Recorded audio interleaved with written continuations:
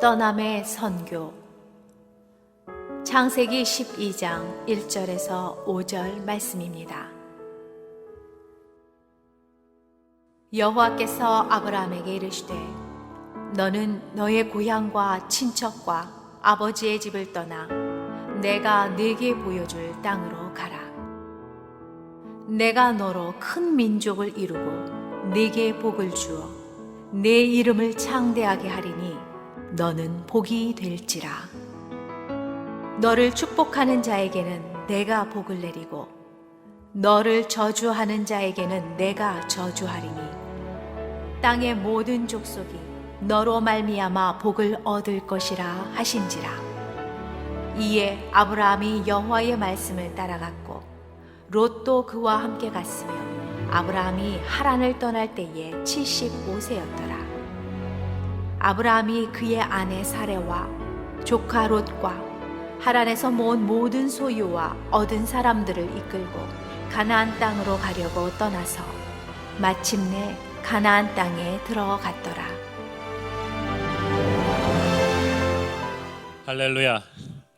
어떤 늦은 오후에 또 하나님의 은혜와 도전을 갈구하면서 우리 선교 특강 3인의 선교 특강 시리즈 이제 마지막 시간이죠. 우리 이용규 선교사님, 우리 김하중 대사님부터 시작해서 다니엘 김 그리고 이용규 선교사님인데 우리 선교사님을 제가 처음 만난 게 뉴질랜드 코스타 갔다가 거기서 이제 뵌 것 같고 그 다음에는 환자복을 입고 계셨어요. 병원 신방을 가서 마음이 연약할 때 열심히 강사 섭외를 해서 어저께 LCS 강의도 해주시고 또 오늘 여러분들 오셨는데 지금 뭐 건강 상태가 많이 안 좋으신데 그래도 얘기를 들으니까 그동안 또 아이도 넷이나 또 거느리시고 그래서 선교도 하시고 이렇게 바쁘신 와중에서 또 책도 많이 쓰셨잖아요. 우리 한국교회 전체의 내려놓음이라는 거의 그 신조어죠. 그걸 만들어서 많은 젊은이들에게 도전을 준 분입니다.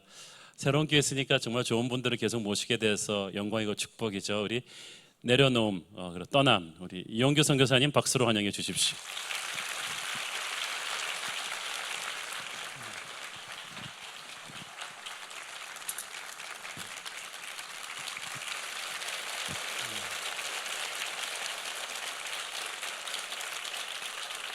네, 안녕하세요. 얘기 들어보니까 제 앞에 믿음의 거장들이 다녀갔네요.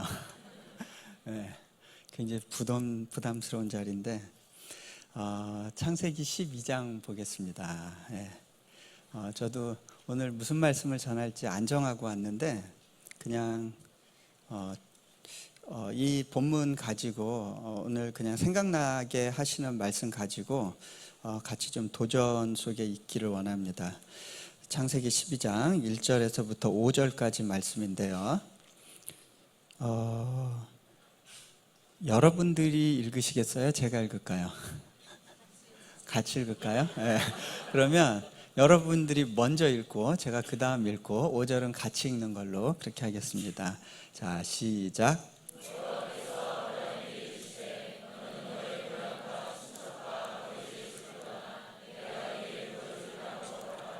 내가 너로 큰 민족을 이루고 내게 복을 주어 내 이름을 창대하게 하리니 너는 복이 될지라.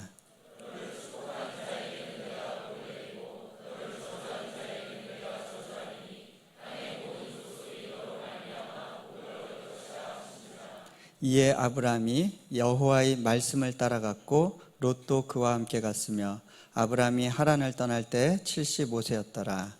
아브라함이 그의 아내 사레와 조카 롯과 하란에서 모은 모든 소유와 얻은 사람들을 이끌고 가나안 땅으로 가려고 떠나서 마침내 가나안 땅에 들어갔더라. 아멘. 자, 잠깐 기도하겠습니다. 하나님, 세상에 많은 만남이 있는데 특별히 이 가운데 이 만남을 주신 것으로 인하여 감사합니다. 하나님, 이 만남 가운데 무엇이 나눠져야 될지 주님이 아십니다. 주님께서 개입하셔서 말씀을 전하는 자와 듣는 자가 함께 연합의 복 가운데 주님의 은혜를 누릴 수 있기를 소망합니다. 주님 인도하여 주옵소서. 우리 주 예수 그리스도 이름으로 기도합니다. 아멘. 제가 몽골에 있는 동안에 흡수굴이라고 하는 한 호수를 방문한 적이 있습니다. 그 호숫가를 거닐었어요. 그때 한 2박 3일 일정으로 쉬면서 좀 기도해야겠다 갔는데 거기는 5월인데도 호수가 얼어 있습니다. 그곳은 굉장히 추운 지역입니다. 그 술록을 키우면서 살아가는 사람들이 살고 있고요. 영하 5도만 돼도 날이 너무 따뜻해졌다라고 말하는 사람들이 사는 곳입니다. 이제 그곳에서 이제 그 추운 아침에 일어나서 산책을 했습니다. 걸어가고 있는데요. 그때 동네 강아지 한 마리가 보였습니다. 강아지가 하품을 하고 연신냥 몸을 쭉쭉 느릿빼고 그 다음에 떼굴떼굴 구르면서 배를 긁고 그러다가 이제 저희를 봅니다. 저들은 뭔가. 근데 이제 저희는 신경 안 쓰고 그냥 제 갈 길을 가고 있었습니다. 그런데 이 녀석이 갑자기 눈이 반짝하더니 저희를 따라오기 시작합니다. 자, 이 강아지가요, 그날 하루 삶의 목적을 잃고 헤매고 있다가 그날 하루 재미있는 뭔가를 발견했습니다. 그리고 저희를 따라오기 시작합니다.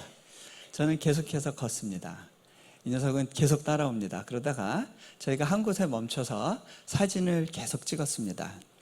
사진을 찍고 있는 동안에 이 녀석이 저희를 지나서 한참을 가다가 제가 이렇게 사진 찍다 말고 얘 어디 갔나 한번 봤더니 저 앞에 한 50m쯤 앞에 가서 딴 데를 보는 척하면서 이러고 있는 겁니다. 근데 그럼 가만히 앉아 있어요. 저희가 또 일어나서 걸으니까 지도 갑니다. 멋쩍으니까 저희한테 붙지는 않는데 일정한 간격을 두고 계속 따라옵니다. 얼마나 그렇게 했느냐? 한 2시간 반을 그렇게 산책을 합니다.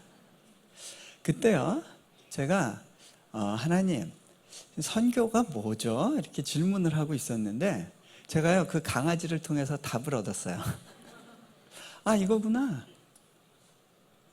자, 뭐냐면요, 이 강아지를요, 제가 목을 묶어가지고 너 나 좀 오늘 따라다녀야겠어. 끌고 다닌다면 이 강아지가 2시간 반 동안 잘 끌려다녔을까요? 아니죠. 자, 이 강아지는요, 그날 하루 목적이 필요했습니다. 어느 방향으로 가야 될지 몰랐기 때문에 심심해서 여전히 하품하고 긁고 있었어요. 그러다가 저희를 보는 순간 그날 하루에 갈 길의 방향을 결정을 합니다. 저희는 따라오라고 한 적 없었어요. 그런데 이 녀석이 우리를 관찰하면서 계속 따라붙더라고요. 아, 어쩌면 이게 선교인지 모르겠다. 삶의 걸음걸음에서 나오는 그 영향력은요, 심지어는요, 강아지를 움직입니다. 네. 자,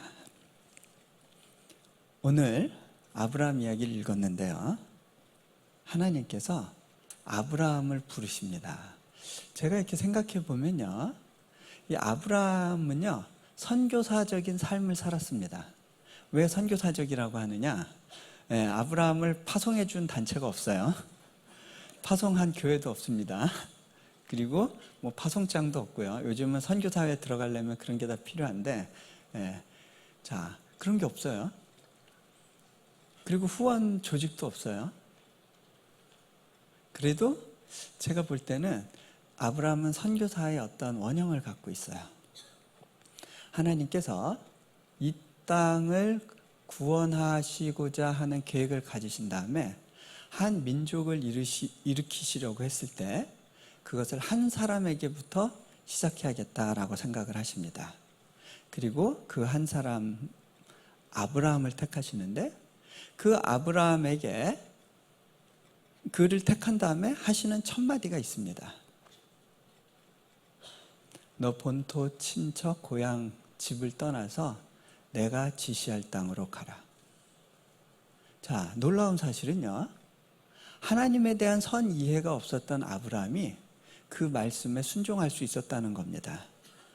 자, 그 중동 당시에 고향을 떠난다는 건 어떤 의미냐? 적에게 공격받을 수 있는 환경 속으로 들어가는 겁니다. 자, 그 당시 중동 사회는 부족 중심의 사회입니다. 부족을 떠난다는 것은요, 아무런 자신의 안전을 보장해 줄 수 있는 장치를 가지지 못하는 것을 의미합니다. 자, 위험한 일입니다. 그런데 아브라함에게 하나님은 그걸 요구하셨고요. 아브라함이 순종을 했습니다. 아브라함은요, 성경책도 없었어요, 그 당시에. 성경 공부란 걸 해본 적이 없었습니다. 뭐 선교 훈련 받아본 적도 없었고요. 그 다음에 뭐 한옥 목사님 책을 읽어본 적도 없었습니다. 그런 걸 해본 적이 없는 사람인데요, 순종할 수 있었어요. 자, 제가요, 믿음이 뭔가 이렇게 생각을 하다가 이렇게 느끼는 것이 있습니다. 아, 신앙생활이 뭔가. 자, 오늘 제가 이렇게 딱 들어와서 여기 보니까 하늘의 능력을 다운로드하라 이런 표가 있는데요. 딱 답이 보이더라고요. 여러분, 다운로드 할 수 있는 제일 쉬운 방법이 뭔지 아세요? 여러분 알지만 하기 싫을걸요? 네, 문제는 하기 싫은 게 문제예요. 가르쳐줘도 안 하실 거라는. 뭐냐면요, 저는 이렇게 생각을 해요. 제가 몽골에서 경험한 것이요, 제가 어느 날 이렇게 강을 봤어요. 강을 보니까 강이 흘러가는데 똑바로 가질 않더라고요. 그게 저한테는요, 좀 충격이었어요. 그 당시에요, 제가 몽골에서 사는 삶이 주는 어떤 충격이 있었어요. 제가 그동안 알아왔던 삶하고는 굉장히 다른 삶이었어요. 제가 알았던 삶은요, 한국과 미국에서 제가 살아왔고 지향했던 삶은 고속도로를 달리는 그런 삶이에요. 직선 코스. 예를 들어서 서울에서 부산까지 간다. 그러면 어디가 최단 코스인가를 봅니다. 그리고 그 코스로 가야 됩니다. 조금이라도 돌면 손해봤다. 그것이 저희 삶의 방향이었어요. 그런데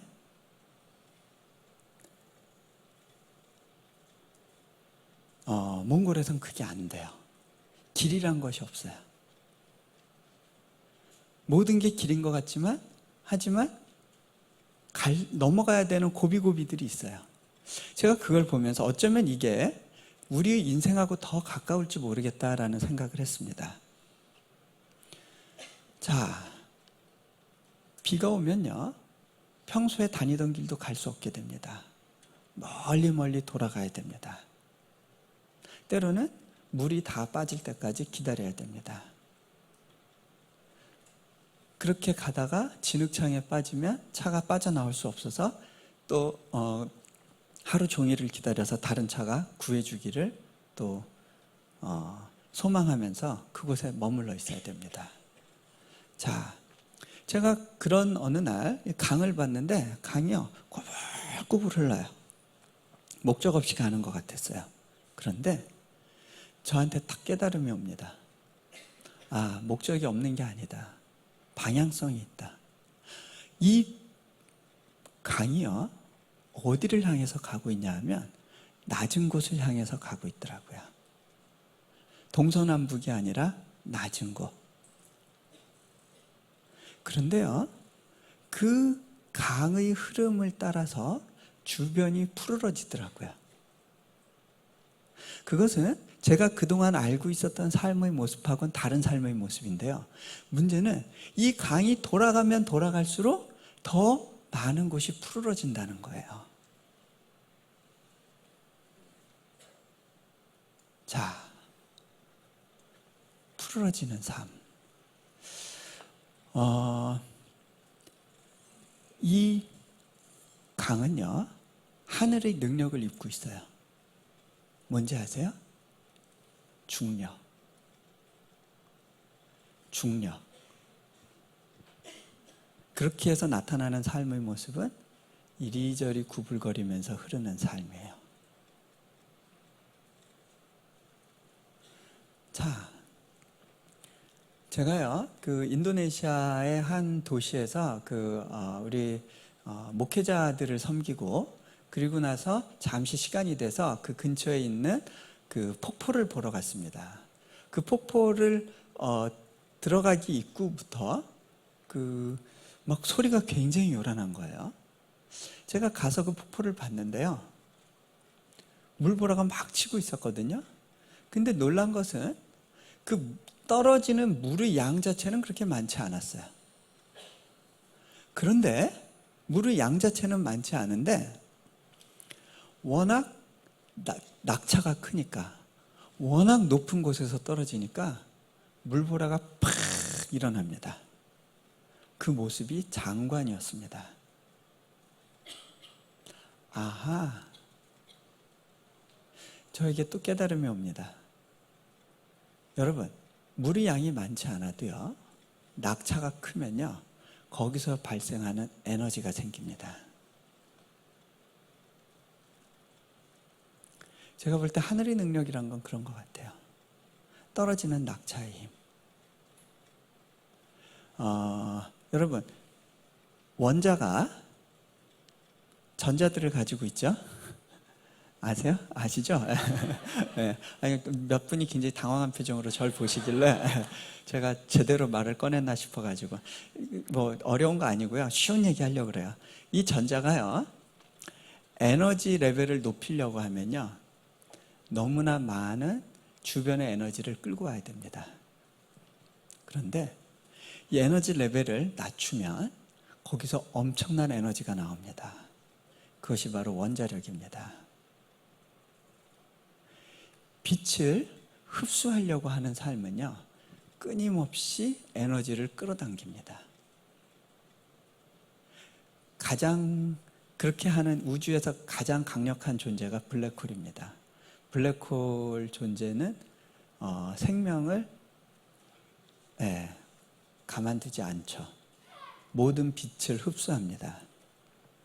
자, 그런데요, 우리에게 두 종류의 삶이 가능한 것 같아요. 한 삶은요, 나에게 1,000만 원이 있다 그럴 때 좀 더 무리를 해서 1,500만 원짜리 차를 사는 경우가 있고요.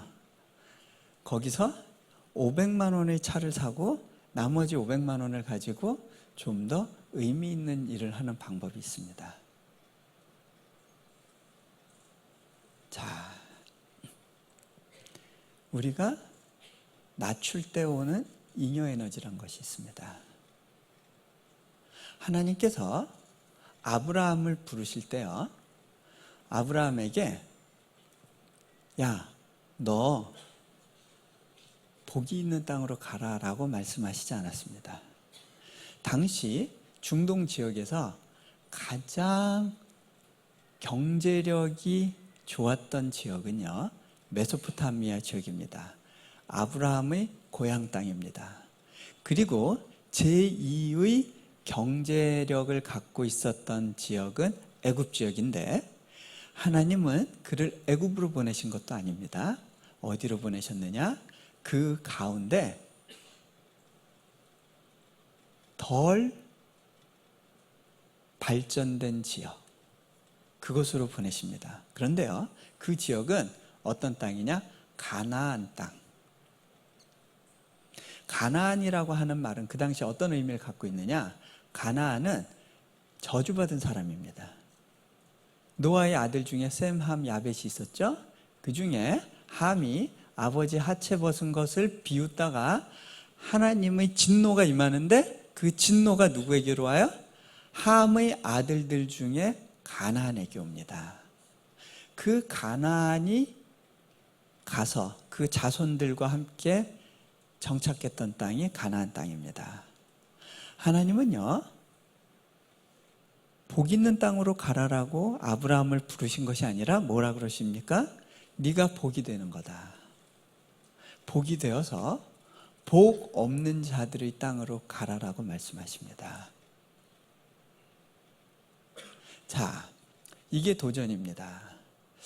제가요, 신앙이란 게 뭘까 생각해 보면서 무슨 생각이 들었냐면요, 제가 하나는 그 강이야기 했었죠. 또 하나는 이 번지 점프 같다라는 생각을 했습니다. 번지 점프 아시죠? 네, 다 아실 거라고 믿어요. 네, 우리 몽골 같은 상황이면 다 설명해야 되는데 아시죠? 네, 네. 자, 온 몸에 이제 줄로 이렇게 딱 무장을 하고 높은 데서 이렇게 탁 뛰어내리는 겁니다. 이 번지 점프를 해본 분들 이야기를 들으면, 저는 직접 번지 점프는 못 해봤어요. 기회가 되면 해보고 싶은데, 이 번지 점프를 해본 분들이 하는 이야기가 떨어질 때 느낌보다 더 자기한테 오싹한 순간이 있었답니다. 그건 언제냐? 쭉 떨어지고 나서 끝까지 떨어진 다음에 팍 튀어오를 때. 왜 그런지 아세요? 제가 오늘 그 오전에 그 안유한 목사님이라고 이렇게 맹인 선교하시는 우리 맹인 분들 위해서 이제 그 말씀을 전했는데, 맹인 분들이 힘든 게 뭔지 아세요? 누군가의 도움을 받지 않으면 혼자서 서기 어렵다는 거예요. 그리고 때로는 내가 원든 원하지 않든 나를 끌고 가는 사람한테 이끌려 가야 된다는 거예요. 그런데요, 그 상황은 어떻게 보면 신앙을 받아들일 수 있는 굉장히 좋은 조건을 갖고 있어요. 자, 뛰어내렸는데 제일 힘든 상황이 뭐냐면, 뭔가 힘에 의해서 탁 튀어오르는데 내가 조종할 수 없는 방향으로, 그런 방식으로 튀어오르는 거예요. 우리는 그 순간을 불편해합니다. 그죠? 내가 모르는 힘에 의해서 내가 막 어디론가 이끌려갈 때, 그리고 다시 내동댕이 쳐지는 느낌, 그것이 반복됩니다. 그러다가 멈춥니다. 근데요, 제가 영적인 번지 점프를 좀 몇 번 해봤습니다. 제 목숨이나 인생이나 삶의 여정이나 이런 것들을 이렇게 하나님의 손에 맡겨버리고 탁 뛰어내렸던 순간들이 좀 몇 차례 있었어요. 근데요, 그 경험을 하고 나서 보니까 어떠냐면요, 떨어졌는데 한참 있다 보니까요, 제가 번지 점프대를 위에서 조망하고 있다는 겁니다.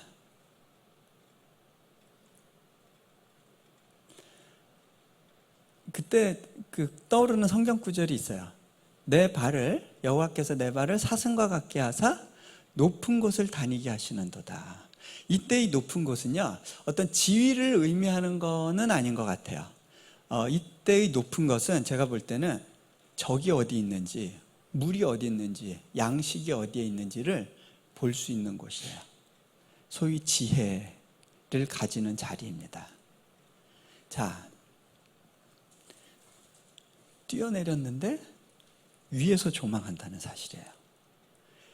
성경에 보니까요, 요셉의 삶이 그렇습니다. 요셉이요, 내동댕이 쳐졌어요. 어디로? 구덩이로. 그 다음에는 애굽으로 팔려갔어요. 근데 다시 올라가요. 그 집에 가정총무가 됩니다. 보디발 집에서. 그러고선요, 다시 내동댕이 쳐집니다. 어디로 가요? 네, 감옥으로 갑니다. 다시 올라갑니다. 예전에 자리가 아닌 또 다른 자리로. 근데요, 이게요, 제가 보면 그 하나님이 인도하시는 인생의 방식이요, 이렇게 되는 게 아니에요. 번지 점프의 모습을 그려요. 떨어지는 순간이 필요하더라고요. 제가 위에서 조망하게 된다는 이야기는 어떤 이야기냐면요, 제가 몽골에 가 있었을 때요, 환경적으로 좀 충격이 있었어요. 그러다 보니까 가끔 꿈에 보스턴에서 제가 살았던 환경이 좀 이렇게 떠올랐던 적이 있었어요. 찰스 강변에서 이렇게 막 달리기 하고 뭐 그랬던 기억들이 가끔 꿈에 몇 번 나타났더라고요. 근데 제가 언젠가 보스턴 땅을 다시 밟은 적이 있었어요. 하나도 변화된 게 없더라고요. 건물 하나 바뀌고. 그러고 나서는 제가 그곳을 산책하고 있는데 저한테서 어떤 고백이 나왔냐면, 하나님, 이곳은 제가 생각한 것보다 너무 작네요. 하나님, 저를 이곳에 가둬두시지 않은 것으로 인하여 참 감사합니다. 또 하나 예를 들면요, 제가요 한국에 나와 있는 동안에 저는 가진 게 없어요. 뭐 내세울 것도 없고요. 특별히 뭐 지금 하고 있는 일이 있느냐? 그것도 아니에요. 인도네시아 동네 아저씨예요. 예. 몽골에서도 동네 아저씨였지만, 예. 뭐 반바지 차림으로 돌아다니는 그런 아저씨인데, 근데요, 뭐 이렇게 흔히 볼 수 있는 이 아저씨가 여기 와서요, 굉장히 많은 사람들을 위로해야 되는 자리에 있게 되더라고요. 위로해야 되는 분들 중에는요, 많은 사람들이 와, 참 부럽겠다라고 생각되는 뭐 연예인 분들도 있고요. 또 어떤 경우는 뭐 의사, 교수 이런 분들이에요. 근데 제가 그들을 봤을 때요, 너무 불쌍해 보이는 거예요. 그리고 뭔가를 주고 싶은 거예요. 실은 제가 병원에 입원해 있으면서도요, 굉장히 많은 사람들을 위로해야 됐어요. 병원에 입원해 있는 제가요, 병원 밖에 있는 그분들보다도요, 나눠줄 게 더 많다는 걸 알게 됐어요. 자, 네, 또 맞다고 누가 또 동의해 주시고 계십니다. 네. 여러분들이 아멘을 안 하니까, 네. 네. 돌들을 들어서라도, 네. 잠자는 핸드폰을 깨워서라도. 네. 자, 근데요, 자, 이 떨어지는 삶, 제가 보니까요, 지금 많은 교회들이요, 어떤 어려움이 있냐면, 다들 번지점프대 위에는 올라가 있어요. 근데요, 다들 뭐 성경 공부하고 훈련하고 뭐 번지점프가 주는 유익한 점에 대해서 막 이렇게 서로 충분히 나누고 이렇게 장비 매는 법 이런 거 다 해요. 그리고 장비는 진짜 좋아요. 예. 우리 한국 분들 이렇게 어디 가면 옷은 그냥 최고로 입고 다니더라고요. 저는 이 옛날 사람처럼 이렇게 등산한다고 올라갔더니 사람들이 이렇게 파자마를 입고 왔나 이런. 예. 자, 복장들이 다 좋아요. 근데 문제는요, 뛰어내리는 사람이 없다는 거예요. 예. 여러분, 많은 훈련이 우리를 바꿔줄 거라고 우리는 좀 착각합니다. 재미있는 건요, 우리 몽골에서는요, 한국에서 한 10년 정도 신앙생활 했어도 아직 어린 것이 이러잖아요. 몽골에서는요, 6개월 정도 신앙생활 한 사람이면 막 열정 가운데 자기 고향 가서 막 교회를 개척해요. 그 중에 어떤 사람은요, 고비사막 자기 고향에 내려갔는데 그 마을에 한 5,000명 살거든요. 1,000명 이상이 모이는 교회를 개척을 했어요. 네. 자, 실은요, 이게 몽골만의 이야기가 아니에요. 물론 그 가운데는 하나님께서 어떤 부흥의 물꼬를 열어주셔야 가능한 것도 있지만, 기본적으로 우리가 많은 것을 배워야 더 잘 섬길 수 있는 건 아니겠다 싶은 생각이 들어요. 여러분, 남미의 목회자들은요, 여러분보다도 성경 지식이 없어요. 대부분이. 자, 근데요, 얘기가 자꾸 다른 데로 가려고 그러네. 또 그 콘티지 하시는 분이요, 저보고 성령이 인도하시는 대로 시간을 쓰라고 해놔가지고 제가 더 긴장이 되는데요. 길게 가면 안 되는데. 자, 조는 사람이 없을 때까지 하겠습니다. 자, 근데요, 이 많은 분들이 뛰어내리질 않아요. 다들 어떻게 하고 있냐면요. 그 안에서 이렇게 열심히 얘기하다가 좀 지루해지면 한 사람은 이제 몸 풀고 한번 해봐 그러면서 발 한 짝 딱 대고 한쪽 딱 들고 우와 이야 이거 굉장한데 이거 엄청난 스릴이야 이러고 있습니다. 근데 이런 사람을요 뒤에서 누가 도와주겠다고 와 하면 어떻게 반응할까요? 고마워 하고 뛰어내려. 반응이 어떨까요? 뒤로 확 물러서죠. 장난치지 마. 떨어질 뻔했잖아. 무슨 얘기예요? 여러분 그거 알아야 돼요. 한 발을 땅에 대고 있다는 얘기는요 처음부터 뛰어내릴 생각이 없다는 겁니다. 예수님이 그러시잖아요. 너희가 하나님과 재물을 겸하여 섬길 수 없다. 근데 그게요 겸하여 섬기면 안 된다가 아니라요 You cannot. 그렇게 할 수가 없다는 거예요. 왜? 발을 땅에 댄 사람은요 처음부터 떨어질 생각이 없는 거예요. 자, 하나님께서 아브라함에게 요구하신 것이 있습니다. 번지 점프해라. 아브라함은 네 알겠습니다 했습니다. 많은 사람들이요 이 단계를 못 넘어갑니다. 제 인생 가운데도요 번지 점프를 하게 하시는 몇 번의 기회가 있었어요. 가장 비근한, 가장 이제 처음 시작된, 어떻게 보면 이제 그 번지 점프의 여정이 시작된 첫 번째를 들면요. 제 전공이 바뀌게 된 사건입니다. 저는 중국사를 너무 좋아했어요. 그리고 중국어도 열심히 했고, 막 일본어도 공부하고, 뭐 그러던 시기가 있었습니다. 그걸로 많이 준비를 해서 유학을 가도 그쪽으로 가야겠다라고 생각했는데, 하나님께서 저를 무슬림권으로 계속해서 틀어가셨어요. 그래서 석사를 중국의 무슬림을 갖고 했고요. 그 다음에는 또 박사과정에서는 다시 한번 방향을 트십니다.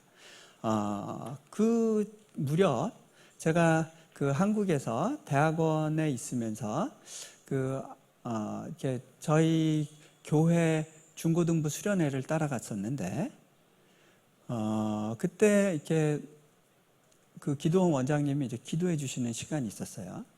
근데 이제 그때 그냥 머리에 이렇게 딱 손이 왔는데 제 안에서 막 그 굉장히 강한 어떤 성령님의 역사심이 있었습니다. 그분도 좀 특별한 경험을 하셨고 저도 그랬어요.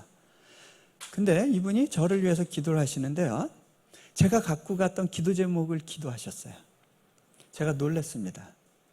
그게 뭐냐면 이 학생이 학문의 길에서 하나님께 영광 돌릴 수 있도록 인도해 주십시오. 유학의 길이 열리게 해 주십시오. 이분이 어떻게 내 상황을 알지? 제가 당혹스러워가지고요. 끝나고 난 다음에 선생님들 모인 자리에서 물어봤어요. 선생님들 이 가운데 제 얘기 저분한테 하신 분 있어요? 그랬더니 다들 쳐다보면서 네가 뭐길래? 네. 자, 그리고 난 다음에 어떻게 됐느냐? 그분이 이제 떠나기 전에 한 번 더 기도하는 시간이 있으면 좋겠다고 저를 부르셨어요. 같이 기도하는데 굉장히 많은 기도가 오고 갔는데요. 그 중에 이제 한 부분 딱 물으시는 거예요. 학생, 어디로 유학 가고 싶은가? 어느 나라로? 저 미국으로 가고 싶습니다. 그랬는데 미국도 좋지만 영국도 좋겠네? 라는 말씀을 던졌을 때 제가 좀 의아했어요. 중국사를 하는데 왜 영국이야? 미국으로 가야지. 그리고 저는 그냥 이분이 안전빵으로 좀 또 괜찮은 나라 하나를 더 이야기하셨나 보다. 그러고서 저는 이렇게 잊어버리고 있었습니다. 그런데 유학의 준비가 어느 정도 된 다음에 교수님께 유학 가고 싶다고 그랬을 때 교수님이 굉장히 노여워했어요. 저를 아마 그 밑에 두고 싶으셨던 마음도 좀 있으셨던 것 같아요. 유학 갈 필요가 없지 않냐고, 네 분야는 굳이 갈 필요가 없다고, 마땅한 선생이 없다고 딱 자르셨어요. 보낼 만한 선생이 없다 그러면서 잘라요. 근데 이제 그러시면서 논문이나 잘 쓰고 있어. 어디로 가셨냐면 독일로 들어가셨어요. 안식년으로. 저는 남아있으면서 너무 당황한 거예요. 그 당시에요 제가요 생각한 것이 교수님이 가지 말라 그러면 못 가나 보다 생각이 있었어요. 가면 안 되겠구나. 자, 우리가요, 많은 경우 내 인생은 하나님 것입니다. 하나님 마음대로 사용하십시오. 이런 기도를 막 합니다. 그죠? 근데요, 정말 그런지 한번 잘 생각해 볼 필요가 있습니다. 많은 경우 우리가 말로만 하는 경우가 있어요. 여러분이 정말 하나님이 여러분을 이끄시고 사용하길 원하시는가? 자, 보세요.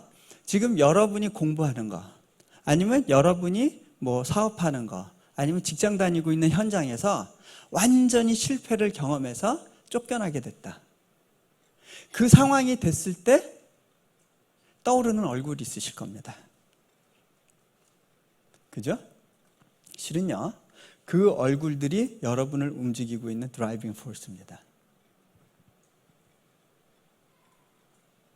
실은 하나님이 아닐 수 있습니다. 자, 많은 사람들이요, 내 가정은 하나님만 섬깁니다. 하나님이 우리 가정의 주인입니다. 라고 이야기합니다. 근데요, 많은 경우 착각하고 있습니다. 생각해 보세요. 그러면 가정의 주인이 그 가정의 구성원이 몇 명이 될지를 결정할 수 있는 권한이 있어요, 없어요? 권한이 없어요?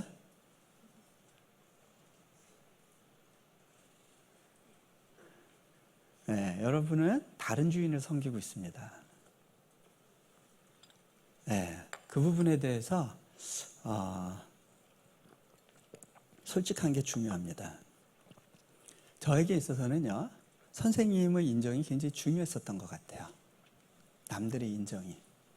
자, 못 가게 되는구나 싶었는데 저희 교수님이요, 놀랍게 독일에 가 있는 동안 교회를 다니시기 시작하셨어요.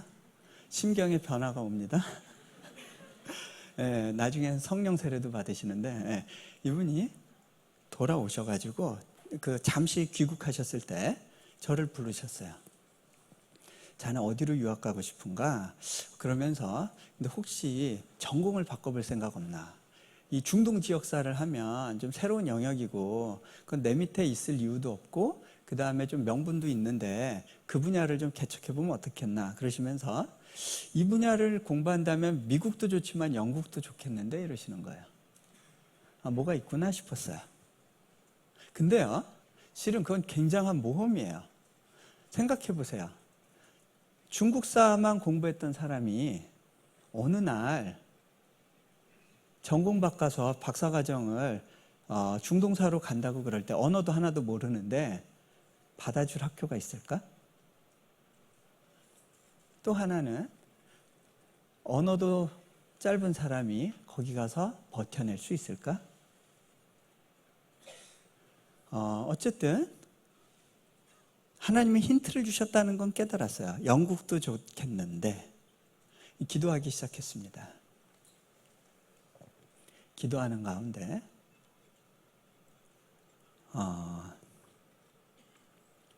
하나님께서 말씀 한 구절을 주십니다. 히브리서 11장에 있는 말씀입니다. 아브라함이 부르심을 받았을 때 갈 바를 알지 못하고 떠났다는 말씀이었습니다. 갈 바를 알지 못하고. 이것이 믿음이구나. 여러분, 갈 바를 알지 못하고 떠나는 게 믿음이더라고요.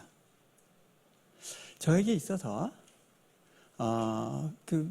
또 번지점프 가운데 또 이런 상황이 몇 번 있었어요. 이제 최근의 경우는 이제 어떤 거였냐면 몽골에서 제가 사역을 잘하고 있었습니다. 예, 나름대로는 좀 보람이 있었어요. 그런데 어느 날부턴가 떠나야 된다라고 하는 마음에 부담이 옵니다. 기도하는 사람들 통해서도 동일한 이야기가 옵니다. 분별하는 데 시간이 걸렸어요. 하나님, 제가 왜 이 시점에서 떠나야 됩니까? 제가 못 떠난다고 생각했어요. 첫 번째 이유는 저 때문에 몽골에 온 사람들이 참 많았어요.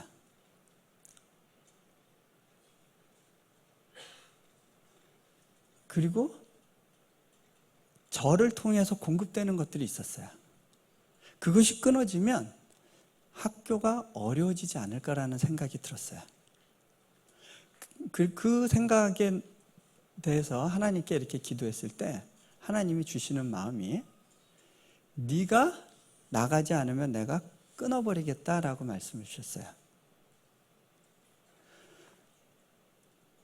저에게 주시는 도전이, 이제 기도하는 사람들을 통해서 주시는 도전이 학교가 너를 의지하지 못하게 하겠다. 나를 의지하는 법을 가르치겠다. 네. 자, 제가요, 몽골에서 있으면서 점점 몽골 생활이 편안해졌어요. 선교지에 가서 한 7년 정도 되면요, 그다음부터는 편안해집니다. 예. 거기 상황이 더 좋아요. 처음에는 영적인 거슬림이 있는데요, 그 과정을 넘어서고 나면요, 오히려 한국에 나올 때보다 몽골에 있을 때가 편안해요. 거기가 더 내 집이구나라는 생각이 듭니다. 그런데 하나님이 뜯어내시겠다는 거예요. 그 당시에요, 제가 몽골에서 좋은 관계들을 맺고 있었어요. 그 야당 당수로 있었을 때부터 알게 된 분이 대통령이 됩니다.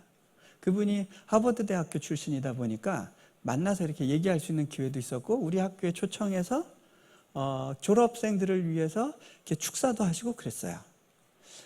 그뿐만이 아니라 제가 나름대로는 이제 아는 인맥들이 생기니까 어떻게 하면 어떻게 풀어갈 수 있겠다라고 하는 것들이 이제 점점 보이고 그려지는 시점입니다. 그런데 그때 하나님이 떠나라고 하십니다. 제가 볼 땐 낭비예요, 낭비. 그죠? 근데요, 제가 그때 또 하나를 배웠어요. 내가 하루빨리 필요 없어지는 것, 그것이 선교사가 지향해야 될 궁극적인 목표더라고요. 여러분이 자녀를 낳아서 키우면서 자녀에게 있어서 내가 하루빨리 필요 없는 존재가 되는 것이 어떻게 보면 보람이 됩니다. 그렇죠? 하나님 나라의 일은 그런 겁니다. 내가 필요 없어지는 거.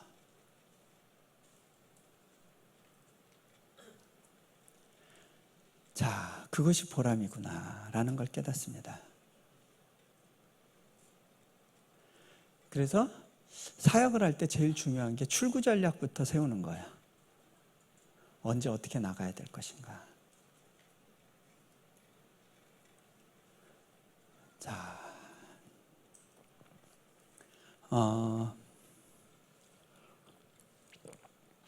기도하는 가운데 떠나야 된다는 걸 알게 됐고, 학교에 이제 통보를 했습니다. 언제 떠나세요? 6개월 뒤에 갑니다. 갈 곳이 있으세요? 없었어요. 갈 바를 알지 못했습니다. 그냥 떠나야 된다는 것만 확실했습니다. 미국으로 잠시 안식년 들어갔다가 다음 사역을 준비하려고 생각하고 있었습니다. 그래서 이제 아틀란타에 가게 됐는데요, 그때 하나님께서 새로운 곳을 보여주십니다. 인도네시아에서 대학을 세우려고 했던 교회가 있었고, 그 교회에서 이제 요청이 있었습니다. 같이 가기를 원한다고. 저는 왜 거기를 가야 되는지 잘 모르겠더라고요. 그리고 제가 학교 사역을 해보니까요, 너무 고생스러워요. 너무 고생스러워요. 제가 인세 많이 받아서 좀 부자 됐겠다 싶은 분들, 그렇게 생각하시는 분들 있을지 모르겠는데, 실은요, 저는 속았어요. 대포 계좌만 갖고 있었던 거예요. 무슨 얘기냐? 뭐 이렇게 좀 쌓인다 싶으면 하나님께서 써야 될 곳을 보여주세요. 갖다 붓습니다. 또 쌓이면 또 써야 될 곳을 보여주십니다. 항상 모자르더라고요. 처음에 사역을 시작할 때는요, 뭐 10,000원에서 10만 원 정도가 모자랍니다. 제가 처음에 이제 사역지에 갈 때 그냥 하나님이 주시는 것 갖고 살겠습니다. 제가 어느 곳에도 후원 요청하지 않겠습니다. 그러고 갔어요. 그게 바른 자세라기보다는 저한테 주시는 하나의 어떤 도전이었어요. 모든 사람에게 주는 도전은 아닐 거예요. 근데 그때는 10만 원 단위로 모자라다가 좀 지나니까 100만 원 단위로, 인세가 들어오고 나서부터는 1000만 원 단위로 모자라요. 늘 모자라요. 네. 근데요, 그게 행복이기도 하더라고요. 많이 모자란다는 얘기는 뭐냐면 더 많은 사람들이 필요를 돌아보게 된다는 이야기입니다. 그죠? 네. 아무리 돈이 모자라도요, 밥은 굶는 일은 없습니다. 네, 아마 오늘 저녁도 해결될 것 같습니다. 그죠? 네. 자, 그런 것 같아요. 근데 이제 그 일을 또 해야 된다 싶으니까 너무 힘든 거예요.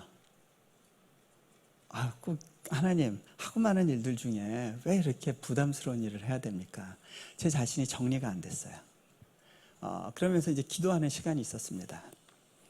근데요, 그때 어떤 일이 있었냐면, 이제 몇 가지 하나님께서 이제 말씀을 주셨는데, 그 한 번은 12월경에, 재작년 12월경에 그 샌디에고에서 하는 어느 큰 집회에 초청을 받았는데 가서 보니까 제가 딱 30분만 말씀을 전하는 거예요. 이 말씀을 전하려고 2박 3일을 있는 것이 좀 낭비란 생각이 들었어요. 그런데 그때 하나님이 기도할 때 주셨던 마음이, 너는 여기에 말씀을 전하러 온 것이 아니라 말씀을 들으러 왔다. 그래서 무슨 말씀을 들어야 되나 이렇게 귀를 기울이고 있었습니다. 그때 프랜시스 chen 목사님의 말씀 가운데 제게 온 도전이 하나 있었는데, 어떤 성경 구절을 읽고 지나가셨는데 그게 저한테 굉장히 크게 다가왔어요. 어떤 내용이냐면, 그 요나단이 이스라엘 상황을 보니까 지금 블레셋 군대가 뭐 몇십만 군대를 이끌고 쳐들어오는데, 아버지 사울은 사무엘을 기다리지 못해서 사무엘로부터 면박당하고 사무엘은 가버리고 이스라엘 군대는 지리멸렬해서 막 다 떠나가고 몇천 명도 안 남는 상황이었어요. 자, 이때 요나단이 이스라엘 군대에게 가서 막 군대를 일으켜야지 그러면서 그 사람들을 동원하는 일을 하지 않았습니다. 요나단은 어떤 일을 했느냐? 그냥 적진에 자신의 몸을 던지더라고요. 저 할례받지 않은 친구들이 우리를 모욕하는 걸 볼 수가 없다. 무기 든 사람하고요, 딱 둘이서 어떻게 하느냐면, 내가 저들에게 쳐들어가겠다. 같이 갈래? 하나님께 사인을 구합니다. 저들이 오라 손짓하면 그땐 가겠습니다. 근데 그때 한 말이 어쩌면 하나님이 함께 해주실지도 몰라. 요나단은요, 하나님으로부터 내가 함께 하겠다라는 확신을 받고 움직인 게 아니더라고요. 함께 해주실지도 몰라라는 생각만으로 자신의 몸을 던지더라고요. 그를 통해서 블레셋 군대가 와해되는 현상이 벌어지고, 그때 비로소 이스라엘의 군대가 힘을 얻고 공격을 하기 시작합니다. 이게 먼저구나. 한국교회의 문제는요, 지리멸렬하는 대다수의 문제라기보다는요, 자신의 몸을 던지는 그 몇 명이 없는 것이 문제일 수도 있겠구나라는 생각을 했습니다. 그때 저한테 도전이 다가왔어요. 던져라. 다시 한번 확인받고 싶었어요. 첫날 말씀 전하셨던 김하중 대사님이 그때 와 계셨는데, 그분이 이제 제가 그분한테 하나님이 기도를 받고 말씀을 받으라고 그러시는데 어떻게 하면 좋을지 모르겠어요 그랬더니, 당신이 기도하시겠다 그러면서 골방으로 들어가셨어요. 나중에 기도 편지를 갖고 나오셨어요. 그분 항상 기도 편지를 받아 갖고 나오시는데, 그걸 이제 저한테 주시면서 어디 계시는 곳에서 떠나신다고 하시네요. 네, 맞습니다. 어디 새로운 곳으로 보내신다고 그러시는데요. 예, 안 그래도 인도네시아 놓고 기도하고 있습니다. 그랬더니 그 다음에 도울 분을 붙이시겠다고 그러시네요. 그곳에 이미 예비된 손길이 있나 봅니다. 그리고 그곳이 하나님의 예비하신 길입니다. 그러시면서 또 하나, 건강에 문제가 있을 것이니까 조심하세요. 네. 근데요, 건강의 문제는요, 왜 하나님이 고쳐주시지 않고 조심하라 그러실까? 그거는 나중에 얘기할게요. 혹시 또 초청하시면. 어이쿠, 아니라는데요. 하지 말라고. 자, 이 물까지 한 편이네. 네. 네. 근데 여기 오는 거 힘들어요, 너무. 네, 밤새 비행기 타고 와야 되고요. 자, 근데요,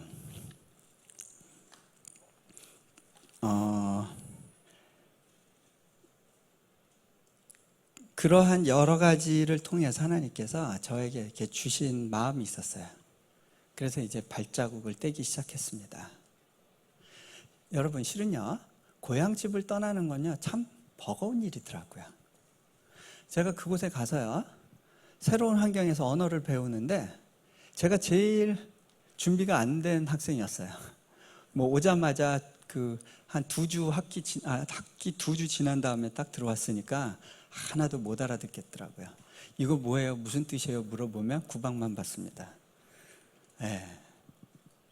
새로운 환경에 또 적응해야 됩니다. 거기다 아이는 넷입니다. 네. 그 갓난 애기 데리고 들어갔습니다. 과정이 참 이렇게 사람을 굉장히 이렇게 마지막 한 방울의 에너지까지 이제 쏟아내게 하는 그런 상황이었어요. 근데요, 그러한 삶이 주는 즐거움이 하나 있어요. 뭐냐면요, 어느 날 힘들구나 하고 예배 가운데 있는데요, 찬양 가운데 하나님의 날개가 저를 덮으시는 걸 느낍니다. 후두두두두두. 제 안에서 눈물이 툭툭툭툭 떨어집니다. 그 위로가 있어요. 그 모든 어려움을 컴펜세이트하고도 남을 위로가 있어요.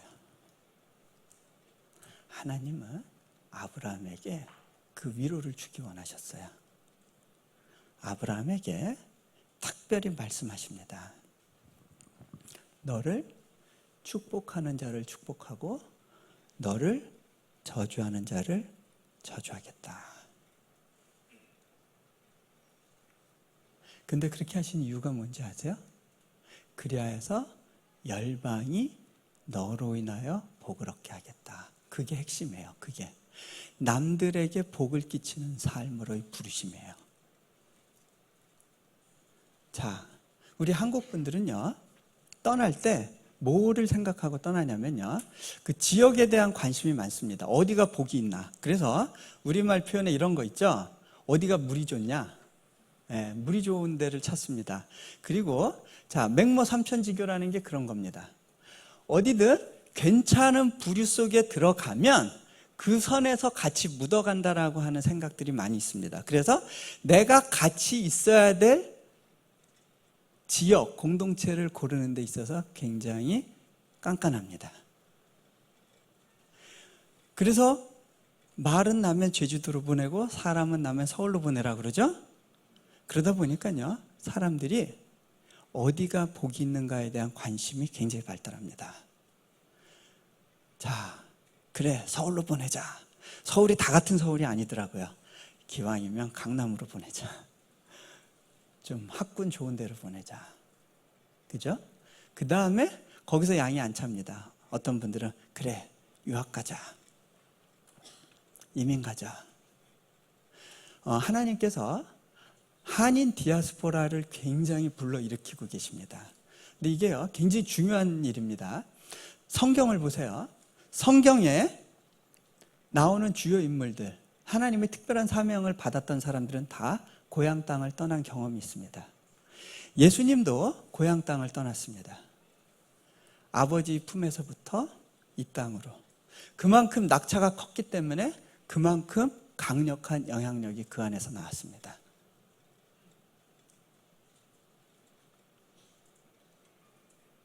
이스라엘 민족 전체가 유랑 생활을 합니다. 제가 이렇게 보면요, 한국 사람들이 전 세계에 흩어져 가지고요, 하나님을 참 극적으로 만나는 많은 현장을 보게 됩니다. 시베리아에서, 중국에서. 한국 땅 안 떠났으면 못 만날 사람들입니다. 하나님께서 한국 민족을 다 떠나게 하시는 때가 있었습니다. 6.25. 근데 부산만 보존됐습니다. 부산 땅이 가장 복음화율이 낮은 대도시 중에 하나입니다. 한국에서. 왜? 떠나본 경험이 없거든요. 하나님이 이렇게 흩으십니다. 그 다음에 중국도 마찬가지입니다. 중국이 지금 도시 발전을 통해서 농촌에서 사람들이 급격히 들어오면서 복음화율이 높아지고 있습니다. 그런 예는 뭐 여러 곳에서 찾아볼 수 있는데요. 한국 분들을 떠나게 하길 원하셨어요. 그래서 하나님께서 한국의 공교육을 황폐하게 하는 일을 주십니다. IMF를 주십니다. 영어 교육 열풍을 주십니다. 경제력이 안 되면 필리핀이라도 가자 나옵니다. 그러다가 이제 한국 경제가 성장하면서 이제 동남아권 중국으로 이제 공장들이 나가면서 할 수 없이 남편 따라 이제 부인들이 나오고 그런 일들이 벌어지게 됩니다. 하나님께서 새로운 사역을 위한 포석을 깔고 계십니다. 제가요, 한국이 굉장히 큰 교회 중에 하나에서 초청을 했는데 못 갔어요. 왜 그랬냐면 중동 지역의 어느 교회와 이란 지역에 들어가야 되는 일 때문에 그랬어요. 그분들이 볼 때는 그 교회에서의 사역이 더 중요했어요. 왜? 인터넷 방송으로 전 세계로 나가니까. 하지만 제 생각은 달랐어요. 그 교회가 갖고 있는 잠재력이 훨씬 크다는 걸 봤어요.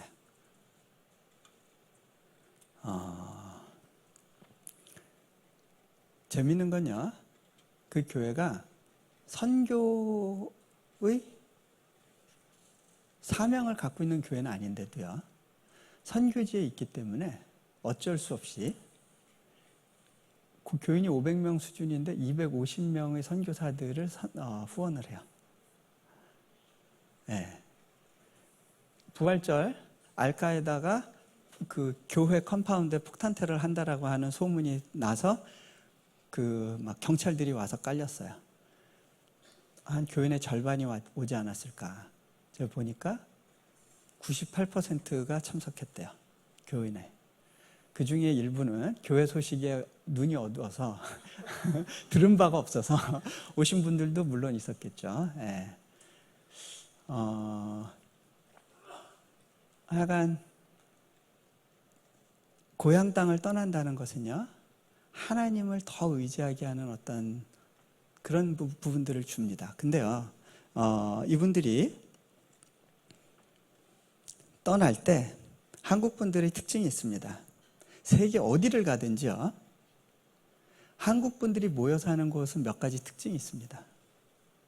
학군이 좋고 좋은 학교가 주변에 있고, 그 다음에 아파트가 좀 새로 된 것들이 많고, 앞으로 땅값이 오를 가능성이 농후한 지역, 네. 그런 지역에 한인들이 많이 모여 삽니다. 왜? 땅에 대한 관심이 많아요. 자, 그렇게 땅에 대한 관심이 많았던 사람이 한 명 있습니다. 아브라함의 가정 중에 롯입니다.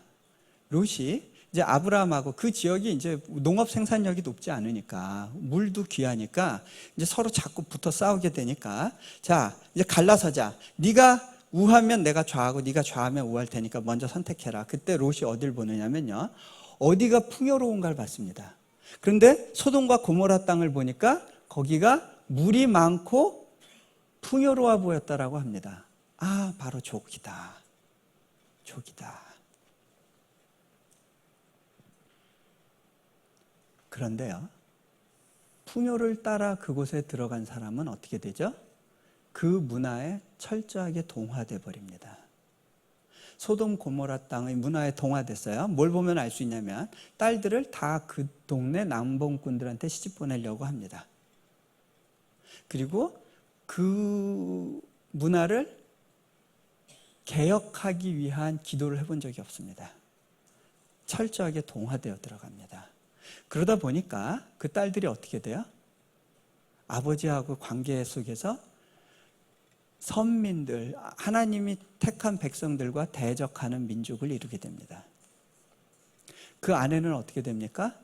그 땅이 너무 좋은 거예요. 아유, 우리 집 유난히 이마트도 가깝고 신세계도 옆에 있고 거기다가 내가 좋아하는 카페도 옆에 있고 뭐 음식점 많고 애들 학원 가까운데 여기를 어떻게 두고 떠나. 그러다가 어떻게 돼요?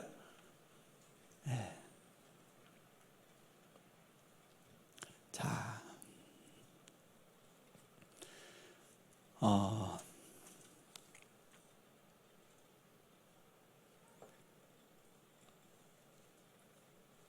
하나님께서 이 시대에 또 다른 아브라함을 찾고 계십니다.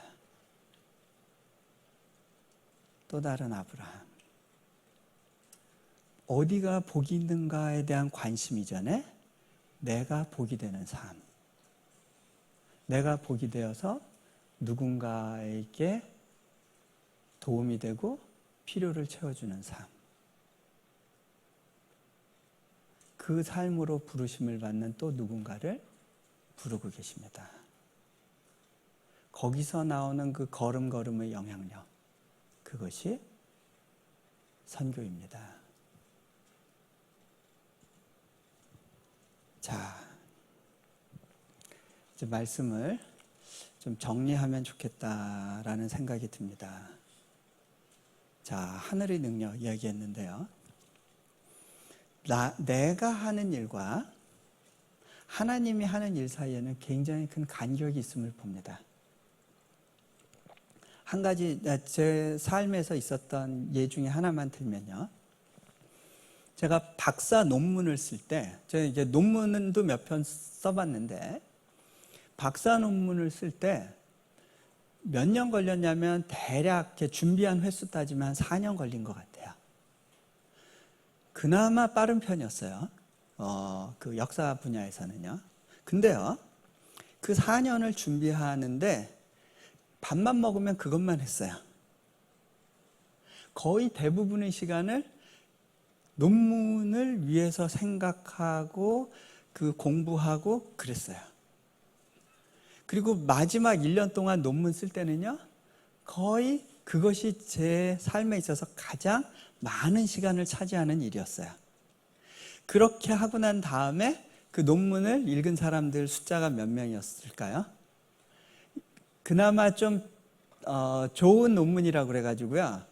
하버드 대학교에서 절 지도했던 교수가 그 몇 차례 그렇게 강의 교재로도 썼었어요. 근데 그렇다고 해봐야 제가 다 합쳐봤을 때 한 50명 정도 읽었을까? 네, 50명 정도 읽었을까? 그 정도 아닐까 싶어요. 근데요, 내려놓은 책을 쓸 때는요, 저는 이 책은 안 팔릴 책이라고 하는 확신이 있었어요. 쓰고 싶은 책도 아니었고 팔릴 거라는 생각도 못했기 때문에 어차피 이런 책에 시간을 많이 투자하는 건 낭비다라는 생각이 있었어요. 그래서 원고 낼 때 제목도 제가 안 정했어요. 이거 출판사가 정한 제목이에요. 나중에 이제 내려놓음이 뭐냐 이게 많이들 물어봤어요. 그때부터 이제 내려놓음에 대해서 생각하기 시작했는데 막 다들 뭐 내려놓음의 뭐 산 증인 이러는데 뭘까? 그게 뭘까? 한참 생각을 해야 됐고요. 나중에 이제 그거에 대한 답이 나오고 나서 더 내려놓음 책을 썼어요. 근데요, 첫 번째 책 쓰는데 한 달 반 정도 걸렸는데 그것만 한 게 아니에요. 제가 뭐 학교에서 강의도 해야 됐고요. 교회에서 설교도 해야 됐고요. 집안에서 이제 애들 돌보고 집안일도 해줘야 되고 남는 시간에 썼어요. 근데 그 책은요, 지금까지 한 73만 부가 판매됐어요. 읽은 사람 수를 치면 한 곱하기 3 정도를 한다고 치면, 근데 실은 그 뭐 곱하기 몇이 중요한 게 아니라 제가 선교지를 다니면서 많은 선교사님들이요, 그 선교를 놓고 갈림길에서 기도할 때 그 책을 읽는 가운데 응답을 받았다는 고백을 많이 했어요. 그리고 불교 신자들 중에 그 책이 불교 책인 줄 알고 사서 봤다가 나중에 교회 나오게 된 사람들이 많았다는 얘기를 제가 들었어요. 그 책을 제일 안 읽으신 분들이 얘기 안 할게요. 자, 어쨌든 간에 영향력이라는 게 생기더라고요. 근데요, 그 영향력은요, 제가 만든 게 아니에요. 저는 잠시 도구가 됐을 뿐이에요. 두 번째 책, 세 번째 책, 네 번째 책이요. 다들 뭐 작가 그러는데요. 저는 작가라고 불릴 자격이 없어요. 왜냐하면 그걸 전업으로 하고 있지 않거든요. 제 삶의 굉장히 작은 부분이에요. 근데 그 작은 투자지만 하나님이 쓰세요. 영향력이란 게 생기더라고요. 그게 뭘까? 그게 어쩌면 하늘의 능력이라는 생각이 들어요. 그거는 뭐냐면요, 낮은 곳을 지향할 때 더 쉽게 와요.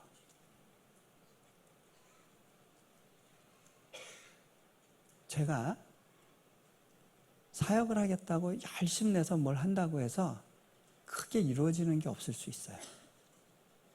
그런데 하나님이 하시기를 원하시는 어떤 것 가운데 제가 클릭되어 들어가면 그 가운데서 놀라운 것들을 보고 경험하게 되더라고요.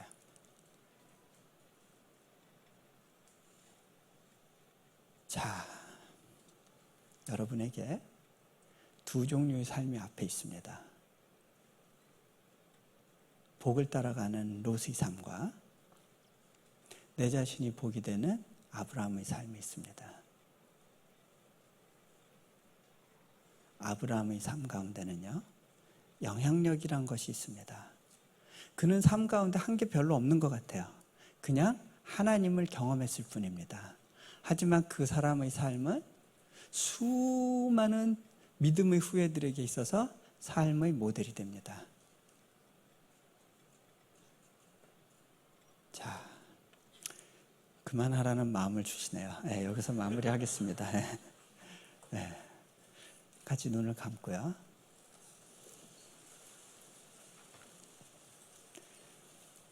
눈을 감으신 가운데 잠깐 더 들어주시면 좋겠어요. 제가 미국에서 애들을 키워보니까 힘들더라고요. 아이들이요, 불평, 불만이 더 많아지는 걸 알게 됐습니다. 왜 나는 아이폰이 없어요? 왜 나는 애들이 딴에 내 친구가 갖고 있는 걸 못 갖고 있어요? 그 어려움 가운데 제가 기도했습니다. 그리고 제가 저희 아이들에게 도전했습니다. 얘들아, 아빠가 너에게 정말 원하는 삶이 있다. 그거 아빠 말 잘 듣는 거 아니야. 공부 잘하는 거 아니야. 정말 원하는 거 있어. 너희가 하나님을 알기 때문에 너희 앞에 놓여 있는 그 좁은 길 가운데 주저하지 않고 그 길을 갈 줄 알고, 너희 앞에 두 가지 선택이 있는데 예수님을 사랑하기 때문에 그거 택하지 않아도 되지만 양보하는 길을 택할 줄도 알고, 너희가 예수님을 알기 때문에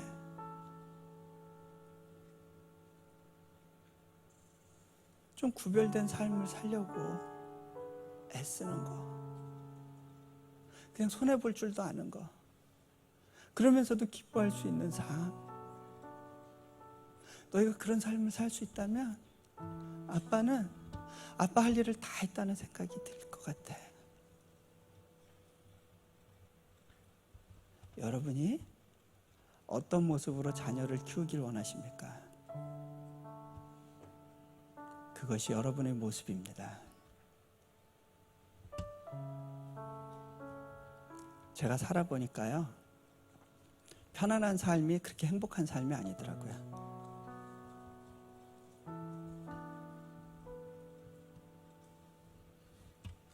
그런 것이 우리를 정말 행복하게 해주지 못합니다.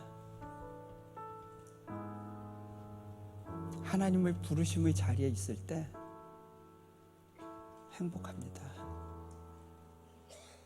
그분의 움직이심 가운데 내가 맡겨지고 번지 점프하는 가운데 그분을 누리는 삶이요, 훨씬 행복합니다. 이 가운데 또 다른 아브라함을 하나님이 찾고 계십니다. 반응하시지 않겠습니까?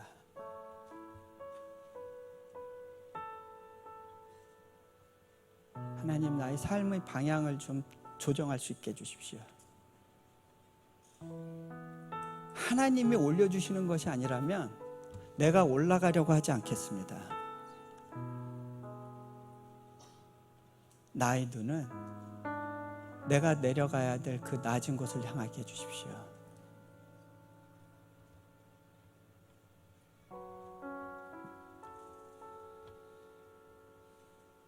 내 삶 가운데 그 약간의 여유를 통해서 누군가를 섬기고 도우며 아브라함의 삶을 이루길 원합니다. 주님, 주님께서 말씀하실 때 반응하는 삶을 이루게 해주십시오. 주저하지 않게 해주십시오. 주님, 그리고 필요하시다면 오늘 이 시간에라도 말씀해 주십시오. 주님, 말씀해 주십시오. 또 한 명의 아브라함이 여기 있습니다. 감사합니다. 우리 주 예수 그리스도 이름으로 기도합니다. 아멘.